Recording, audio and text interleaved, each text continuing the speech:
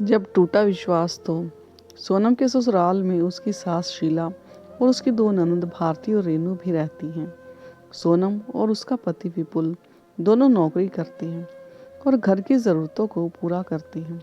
लेकिन सोनम की दोनों ननद को इससे कोई फर्क नहीं पड़ता कि उसके भैया भाभी कितनी मेहनत कर रही हैं और उनकी माँ दोनों की शादी के लिए परेशान हुए जा रही है।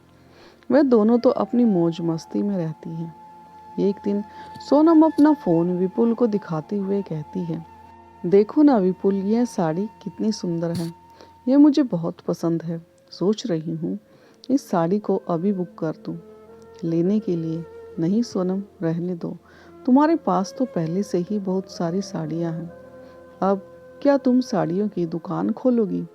अरे विपुल, तुम भी ना। तो क्या हुआ, ऐसे डिज़ाइन की मेरे पास नहीं है साड़ी, और देखने में भी कितनी अलग लग रही है। मुझे यही डिज़ाइन की साड़ी खरीदनी है। क्या मैं खरीद लूँ? प्लीज़ विपुल, लेने दो ना ये साड़ी। नहीं सोनम, पैसे बचाना सीखो। हमारे घर में पहले से ही दो दो जवान लड़कियां बैठी हैं। तुम्हें पैसे बचाना सीखना चाहिए। इनकी शादी भी करवानी है। अगर ऐसे ही बेफजूल के खर्चे करते रहेंगे तो हो गई उनकी शादी। इतने में भारती और रेनू भी बाहर से घर में आती हैं। हेलो भैया, तुम दोनों कहाँ गई थी? भैया, हम ड्रेस खरीदने गए थे, भारती ने कहा। भैया, मैंने अपने लिए 4 ड्रेसेस खरीदी हैं। और रेनू ने कहा, भैया, मैंने तो 3 ही खरीदी हैं। अपनी मैचिंग की ड्रेस की मैचिंग की ज्वेलरी भी खरीदी है। भारती और रेनू की शॉपिंग को सोनम ने देखा और अपने पति विपुल को घूर कर देखा। फिर चुपचाप बिना ही कुछ बोले अपने कमरे में चली गई। विपुल उसे मनाने के लिए उसके पीछे पीछे जाता है। सोनम, अरे रुको। सोनम, मेरी बात तो सुनो। मुझे नहीं सुननी आपकी कोई भी बात। आप यहाँ से जाओ और जाकर अपनी बहनों की ड्रेस और ज्वेलरी देखो। सोनम विपुल की एक भी बात नहीं सुनती है और वह विपुल से नाराज होकर मुंह फुलाकर बैठ जाती है। अगले दिन सुबह सोनम ऑफिस जाने से पहले सबके लिए नाश्ता बनाती है और ऑफिस जाने के लिए तैयार होती है। उसके बाद सभी एक साथ बैठकर नाश्ता कर रहे थे। तभी रेनू कहती है, भाभी, ये क्या, रोज रोज एक ही तरह की सब्जी? मैं ये खाकर बिल्कुल बोर हो गई हूँ। सोनम कहते हुए, जो बना है खा लो। सासू माँ को सोनम की यह बात पसंद नहीं आई और वह उसे घूरती हुई निगाहों से देखने लगती है। सोनम समझ गई थी कि अब उसकी खैर नहीं। कहने लगी, माँ जी, मेरी इतनी हिम्मत की मैं कुछ कहूँ? सुबह ऑफिस निकलना रहता है, इसलिए जल्दी जल्दी में जो समझ आता है वही बना देती हूँ। पर बहू, जवाब तो तेरे पास हर एक बात का है, लेकिन कल से जो मेरी बेटियों को पसंद है वही बनाना। उसके बाद सोनम जल्दी जल्दी नाश्ता करके ऑफिस निकल जाती है। शाम को आते ही सोनम कपड़े धोने के लिए मशीन में लगा देती है, लेकिन कपड़े आधे धुले ही थे कि मशीन खराब हो जाती है। ये क्या हो गया? अभी तो कपड़े धुले भी नहीं हैं।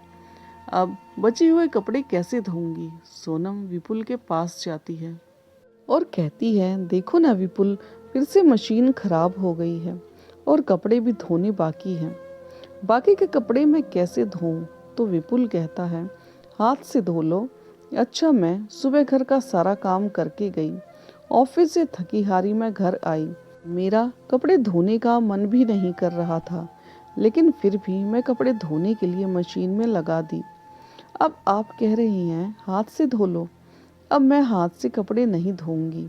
मैंने आपको कितनी बार कहा है कि यह मशीन खराब हो गई है, आप नई मशीन ले आओ, लेकिन आपको तो मेरी बात सुननी ही नहीं है। यह बात कहकर सोनम विपुल से मुंह फेर लेती है। देखो सोनम, हम बेवजह ही खर्च नहीं कर सकते। मेरी दो दो जवान बहनें हैं। आपकी दो जवान बहनें मेरे लिए मुसीबत बन गई हैं। मेरी ज़रूरत का तो सारा सामान आपको और आपकी माँ को फिजूल खर्ची लगता है, पर आपकी बहन ने जितना मर्जी चाहे पैसा उड़ा ले, लेकिन वह आप लोगों को दिखाई नहीं देता। सोनम, मेरी बात तुम सुनती क्यों नहीं? कल किसी मैकेनिक को बुला लेंगे मशीन ठीक करवाने के लिए। तुम सब्र तो करो। क्यों दिमाग खराब कर रहे हो मेरा? मुझे नहीं सुननी आपकी कोई भी बात। कपड़े पड़े हैं, धो लेना। मैं चली खाना बनाने, नहीं तो आपकी बहनें और आपकी माँ मेरे ऊपर ही चिल्लाएंगी। इसके बाद सोनम खाना बनाने के लिए रसोई घर में चली जाती है। तभी वहाँ पर भारती और रेनू आ जाती है। क्या बना रही हो भाभी? सोनम बोलती है, भिंडी की सब्जी। तो भारती कहती है, मुझे नहीं पसंद, कुछ और बना लो। सोनम गंभीरता भरे स्वर में कहती है, क्या कुछ और बना दूं? कुछ और का नाम भी तो होगा। भाभी, आप पनीर की सब्जी बना दीजिए। हाँ भाभी, आपकी बनाई हुई पनीर की सब्जी मुझे बहुत पसंद है, रेनू कहती है। पर रेनू, आज घर पर पनीर नहीं है, इसलिए जो घर में पड़ा है वही आज खा लो। आज भिंडी की सब्जी बनानी पड़ेगी। भाभी, आपसे बात करना ही बेकार है। हम सीधे माँ के पास जा रहे हैं। आप तो हमारी बात सुनती ही नहीं, अब वही आपको सीधा करेंगी। अरे, मेरे पास कोई जादू की छड़ी नहीं है कि जो घुमाऊं और सारा सामान लेकर आ जाएगी। जो घर में पड़ा है वही बनाना पड़ेगा ना। पर वह दोनों सोनम की एक नहीं सुनती। वह दोनों विफर कर वहां से अपनी माँ के पास सीधे चली जाती हैं और सोनम की शिकायत करने लगती हैं। बेटे की बात सुनकर शीला सीधे सोनम के पास आती है और सोनम से कहती है, सोनम, मैंने तुमसे कितनी बार कहा है, घर में खाना बनेगा तो मेरी बेटियों की मर्जी से ही बनेगा। मुझे यह बात तुम्हें कितनी बार समझानी पड़ेगी। अब वह कुछ ही दिनों की मेहमान हैं, शादी करके अपने घर चली जाएंगी तो वह अपनी मर्जी का खाना खाने यहाँ नहीं आएंगी। पता नहीं कैसा ससुराल मिलेगा। बना दे ये जो भी बोल रही हैं।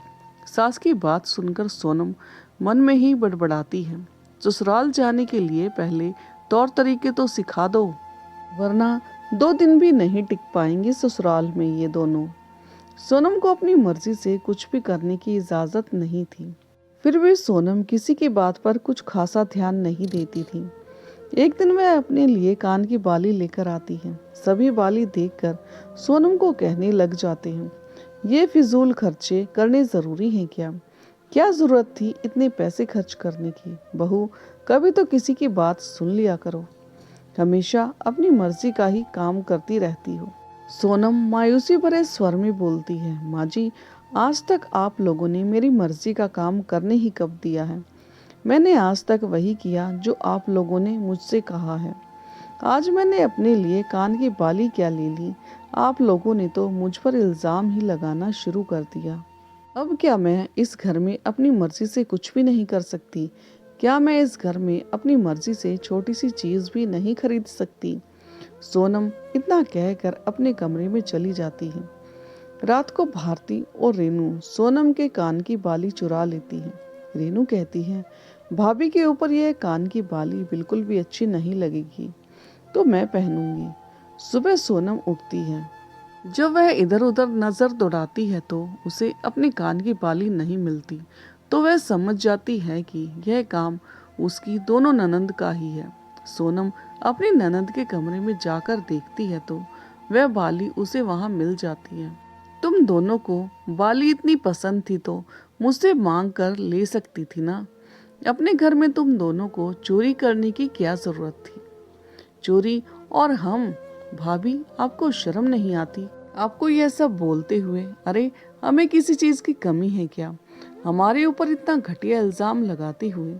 बहू, तुम्हें शर्म नहीं आ रही है मेरी बेटियों से इस तरह से बात करते हुए? मेरी बेटियां चोर नहीं हैं।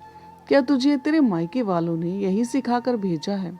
मेरी बेटियों से अच्छे से बात करना। हाँ सोनम, तुम पढ़ी लिखी हो, जॉब करती हो।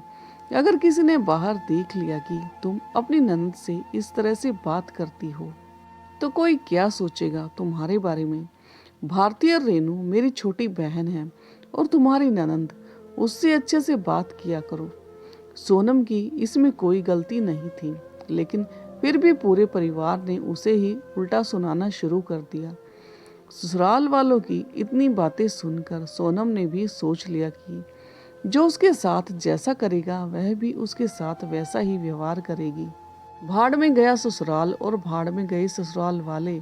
इन लोगों के मर्जी के बिना मैं अपनी मर्जी से सांस भी नहीं ले सकती। अब मैं इन्हें ऐसा मज़ा चखाऊंगी। उस दिन के बाद सोनम ने पैसा देना भी बंद कर दिया और काम करना भी बंद कर दिया। अब सोनम जो भी करती अपनी मर्जी से करती। अगले दिन उसकी सास शीला जी ने कहा, बहू ऑफिस से आकर खाना नहीं बनाया क्या? जाकर खाना बना दे, मैं ऑफिस से बहुत थक कर आई हूँ और वैसे भी बहुत देर हो गई है। आपकी लाडली बेटियाँ सारा दिन घर में पड़ी पड़ी क्या करती हैं? उनसे खाना बनवा लीजिए।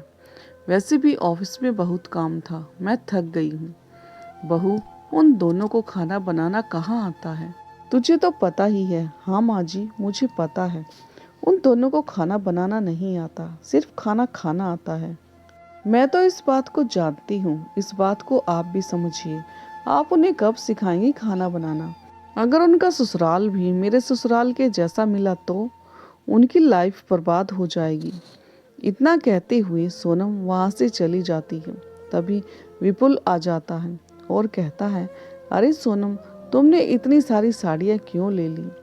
मैंने तुमसे कहा है ना बचत करने के लिए।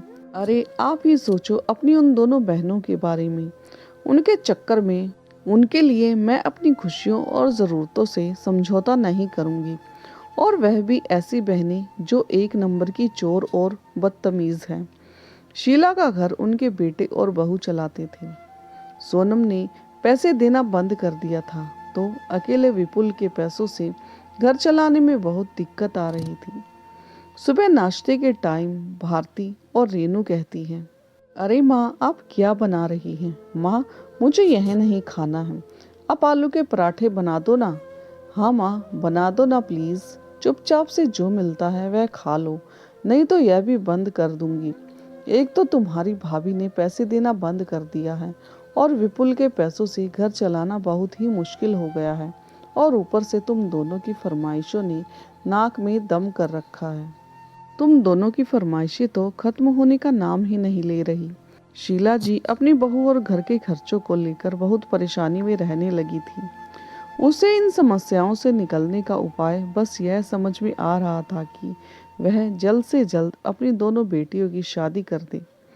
कुछ दिनों के बाद शीला अपनी बेटियों से कहती है, भारती और रेनू, तुम दोनों जल्दी से तैयार हो जाओ, आज तुम्हें लड़के वाले देखने के लिए आ रहे हैं। माँ, आपने हमसे बिना पूछे लड़के वालों को घर पर क्यों बुला लिया? अगर तुम दोनों को मेरे हाथ से मार नहीं खानी है तो जल्दी से तैयार होकर आ जाओ। शीला अपने मन में ही सोचती है कि अगर लड़के वालों ने हाँ कर दी तो जल्द से जल्द इन दोनों की शादी कर दूंगी, फिर मेरी सारी जिम्मेदारी खत्म। और ऐसा ही होता है। शीला कुछ दिनों के बाद अपनी दोनों बेटियों की शादी करा देती है और सोनम फिर से हंसी खुशी अपने परिवार के साथ रहने लगती है। तो दोस्तों, आपको ये कहानी कैसी लगी कमेंट बॉक्स में ज़रूर बताएं। और हाँ, चैनल पर नए हो तो चैनल को लाइक, सब्सक्राइब और शेयर करना ना भूलें। तो मिलते हैं एक नई कहानी के साथ, तब तक के लिए धन्यवाद।